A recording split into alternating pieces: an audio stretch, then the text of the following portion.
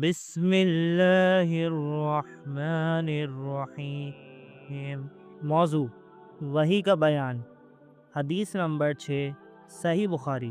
حدثنا عبدان قال اخبرنا عبد الله قال اخبرنا يونس عن الزهري وحدثنا بشر بن محمد قال اخبرنا عبد الله قال اخبرنا يونس ومعمر عن الزهري نحوه قال اخبرني عبيد الله بن عبد الله عن ابن عباس قال كان رسول الله صلى الله عليه وسلم أجود الناس وكان أجود ما يكون في رمضان حين يلقاه جبريل وكان يلقاه في كل ليلة من رمضان فيدارسه القرآن فلرسول الله صلى الله عليه وسلم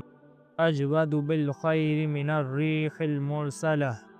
رسول اللہ صلی اللہ علیہ وسلم سب لوگوں سے زیادہ جواد سختی تھے، اور رمضان میں دوسرے اوقات کے مقابلے میں جب جبرائیل علیہ السلام آپ صلی اللہ علیہ وسلم سے ملتے بہت ہی زیادہ جود و کرم فرماتے۔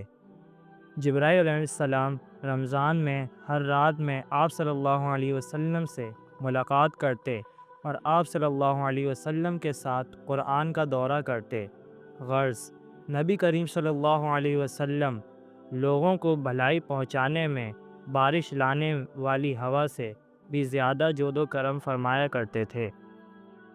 Narrated Ibn Abbas, Allah's apostle, was the most generous of all the people, and he used to reach the peak in generosity in the month of Ramadan when Gabriel met him. Gabriel used to meet him every night of Ramadan to teach him the Quran. Allah's apostle was the most generous person, even more generous than the strong uncontrollable wind in readiness and haste to do charitable deeds.